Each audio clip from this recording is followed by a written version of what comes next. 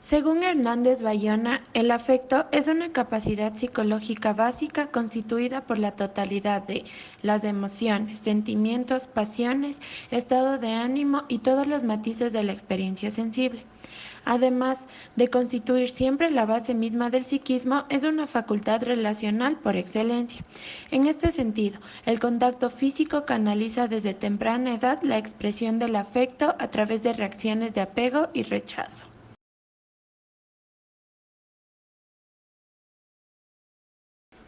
Aunque la respuesta afectiva siempre es universal, da la capacidad de expresión individual. Además, está presente en el hombre y por maduración y aprendizaje es concordante con las situaciones reales. La alegría, el éxito, la satisfacción amorosa, el disgusto por un contratiempo, el abatimiento por un fracaso, la incertidumbre después de una pérdida deben ser reactivos a situaciones reales. Cuando se pierde el control de la respuesta afectiva, las emociones emergen paroxísticamente, desorganizando la conducta y todo el funcionamiento del psiquismo.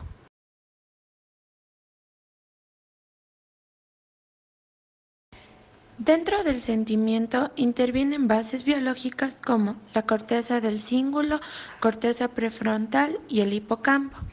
En la pasión, la corteza prefrontal y en el estado de ánimo, toda la actividad cerebral global. Otra de las estructuras que interviene en el afecto es el sistema límbico, el cual es el área de la asociación de las emociones que modula el estado emocional e interviene en el complejo campo de la elaboración de las motivaciones. Además, interviene el sistema nervioso autónomo y la corteza cerebral. Dentro de las estructuras que componen el sistema límbico se encuentra el hipocampo, el cual está relacionado directamente con las respuestas de ansiedad, el locus coeruleus con las crisis de pánico. La amígdala está relacionada con respuestas agresivas y con la conducta sexual y su recepción se relaciona con graves trastornos de la conducta. La amígdala también media en respuestas de ansiedad y pánico y puede dirigir la expresión de ciertas emociones produciendo un tipo de afecto particular, pues asigna un significado emocional a la experiencia sensorial. También se encuentra el septum, que se encarga de las respuestas de sensaciones de placer, el núcleo accumbens con el placer instintivo y el cíngulo con las respuestas conductuales de la emoción.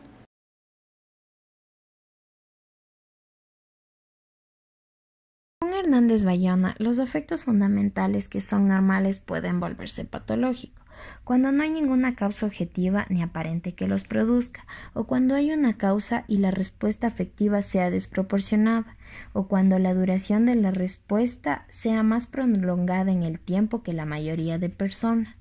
Los trastornos de los afectos fundamentales son alegría patológica. No tiene causa objetiva que la justifique, es desbordada y desadaptativa, y según su intensidad puede seguir la progresión siguiente. Euforia es el grado menos intenso de la alegría. No tiene causa aparente, pero tiene una respuesta desproporcionada. Hipotimia es el grado intermedio en la cual la alegría patológica es más intensa y duradera que la euforia, pero menos desestructurante que la conducta de la manía. La manía es el grado máximo de la alegría patológica, típica en las enfermedades llamadas afectivas, que son de forma bipolar y se acompañan de la elación del afecto por taquixiquia y por la agitación motora. Esa patológica es el elemento principal de la depresión. La desgana precede a la tristeza y a la melancolía. Puede haber tristeza sin depresión, pero siempre hay depresión en la tristeza. Aunque a veces no sea evidente para el paciente, lo traduce con síntomas somáticos inespecíficos como la fatiga crónica. La depresión reactiva situacional, normalmente presente cuando hay una pérdida objetiva y real de algo emocionalmente valioso para el yo, como un ser querido, un bien material o la pérdida de la salud. La depresión endógena, de carácter constitucional hereditario o existente, que no obedece a pérdidas actuales, es de carácter casi permanente.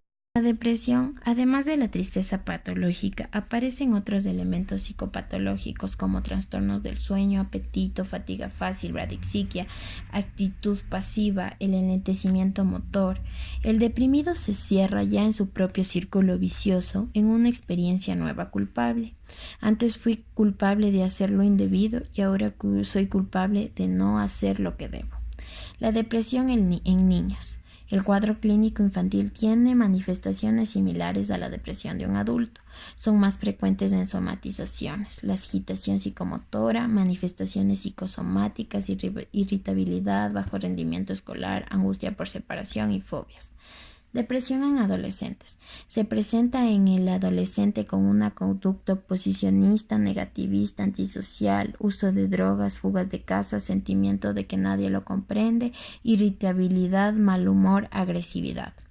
La depresión en el anciano se presenta en trastornos de incapacidad cognitiva que se asemejan a la demencia, con desorientación espaciotemporal, o sea, un cuadro confusional de problemas de memoria. Tipos de depresión. A continuación se presentan algunas definiciones de los trastornos depresivos. Depresión psicótica. En esta condición se presentan alteraciones para percibir la realidad, como ideas delirantes que son culpa, de que tiene que pagar por algo que hizo. Puede haber alucinaciones ocasionales y de predominio auditivo. Depresión melancólica. Depresión con síntomas somáticos importantes. Depresión neurótica o reactivas son reacciones depresivas de mayor duración que se presentan después de confrontar situaciones cruciales de la vida. Depresión endógena es provocada por una causa orgánica conocida o desconocida. Depresión enmascarada. El individuo no muestra tristeza ni un estado de ánimo abatido, sino que predominan los síntomas somáticos como dolor muscular, falta de apetito, falta de concentración, abatimiento físico, mareos, estreñimiento o cefalea. Depresión doble. Depresión mayor en el sujeto con distimia o personalidad depresiva. Depresión agitada. Es cuando en el cuadro depresivo predomina la agitación psicomotora. Este concepto es muy útil para el tratamiento psicofarmacológico. Depresión inhibida. Predomina la lentitud psicomotora, fatiga, letargo y el sujeto se siente exhausto. Depresión secundaria. Producto de un trastorno físico-mental bien determinado. Puede ser la depresión posparto.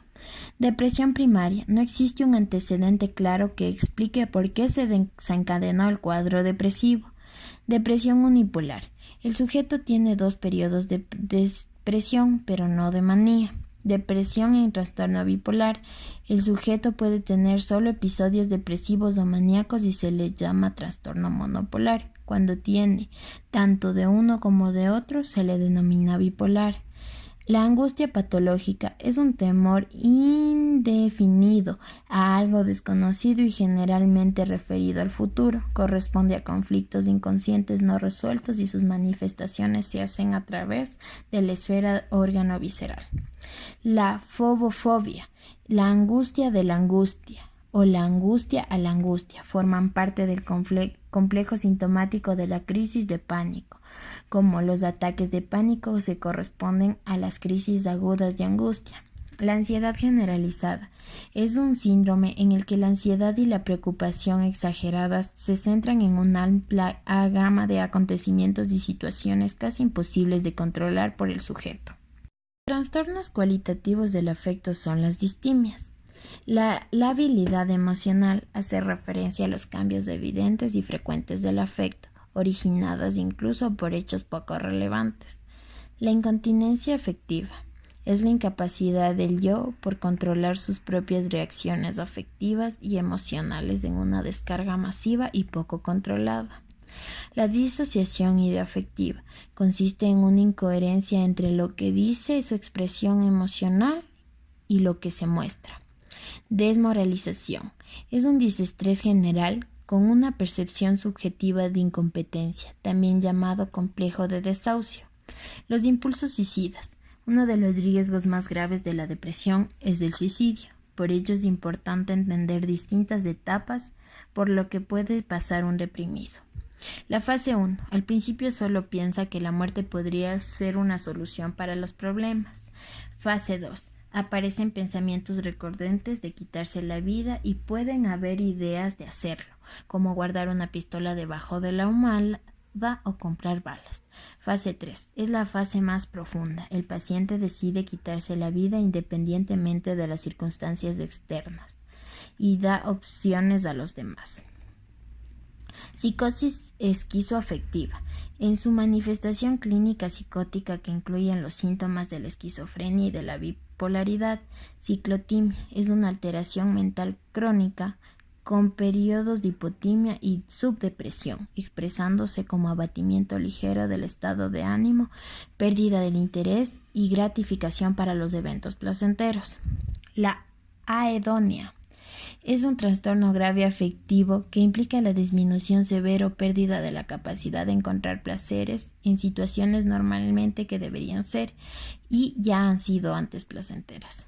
La ambivalencia afectiva es un trastorno grave del afecto caracterizado por la presencia simultánea y contradictoria de los afectos dirigidos al mismo afecto. La lexitimia es más que la indiferencia afectiva. La incapacidad puede expresar y exteriorizar los afectos que abundantemente son reprimidos. Esta dificultad es para exteriorizar afectos. La irritabilidad dificulta una buena relación con el prójimo y un equilibrio interior satisfactorio. Es una predisposición para la agresión. La indiferencia afectiva es una por reactividad emocional con aplanamiento del componente expresivo de la afectividad y pobre resonancia frente a estímulos relevantes. La hiperexpresividad emocional es lo contrario de la indiferencia afectiva, con una tendencia exagerada a la hipermodulación afectiva.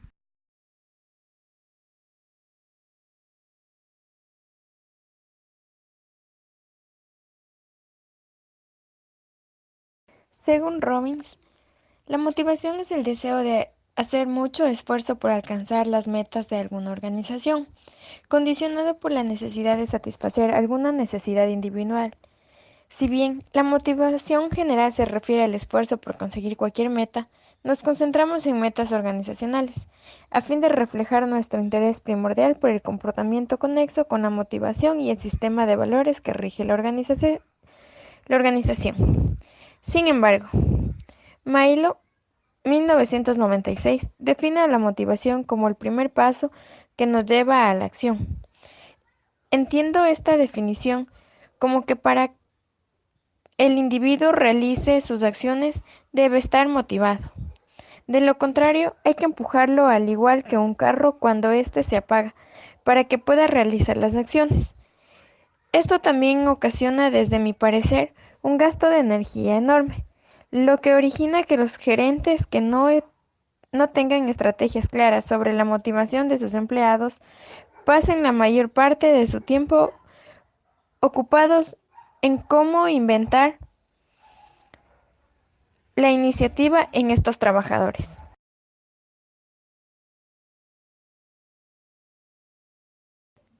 La función de la motivación es determinar los factores internos que incitan a una acción. La motivación también tiene como función activar, dirigir y mantener la conducta.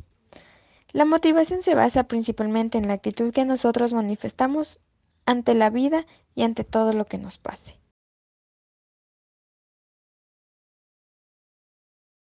Dentro de las bases biológicas de la motivación tenemos el núcleo accumbens, el cual es una pequeña región en el centro del cerebro vinculada a la habilidad de experimentar placer y recompensa. Se lo considera involucrado principalmente en el sistema de recompensa o de refuerzo conductual positivo. Es una interfase cuyo papel neurobiológico es integrar la motivación y la acción motora. Su función consiste en transmitir aquella información motivacional relevante que hace que se ponga en marcha las acciones motoras necesarias para lograr la satisfacción o recompensa proyectada. El tálamo. La función principal del tálamo es la integración de la información sensorial dirigida a la corteza. Transmite la mayoría de la información que alcanza la corteza cerebral y además integra diversas modalidades sensoriales y facilita o inhibe las proyecciones hacia unos lóbulos u otros. El hipotálamo.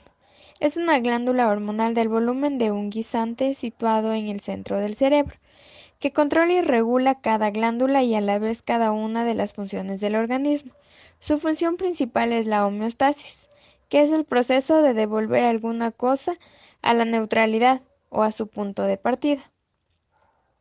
Las amígdalas cerebrales. La amígdala es el principal núcleo de control de las emociones y sentimientos en el cerebro, controlando asimismo las respuestas de satisfacción o miedo. Es una estructura compleja, siendo una estructura con forma de almendra situada en el sistema límbico del cerebro. Y el hipocampo, que es un pequeño órgano situado dentro del lóbulo temporal intermedio del cerebro, y crea a una parte importante del sistema límbico, la región que regula las emociones. El hipocampo se asocia principalmente a la memoria, particularmente a la memoria de largo plazo.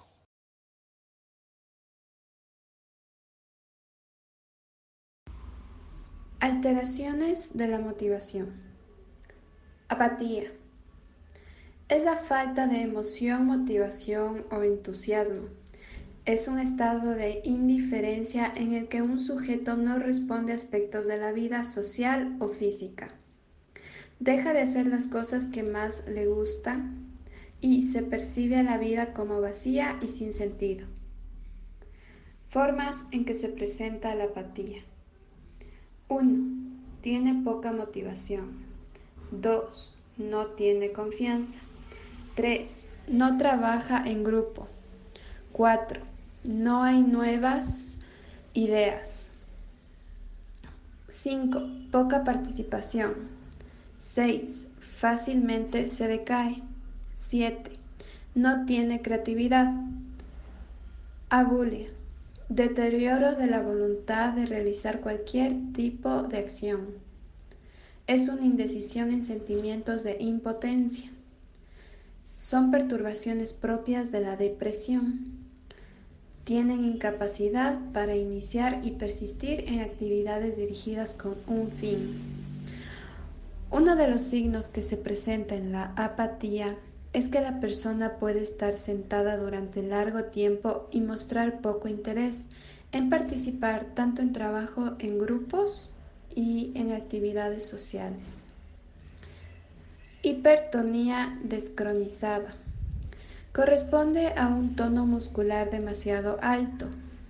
Puede ser consecuencia de lesiones en nervios motores o de propios músculos. Se puede presentar en parkinsonismo iatrógeno. Hiperflexibilidad.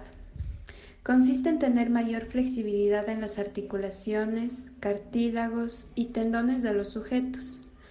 No tienen manifestaciones físicas. Puede permanecer desapercibido. Los sujetos que sufren de hiperflexibilidad sufren de lesiones o esguinces.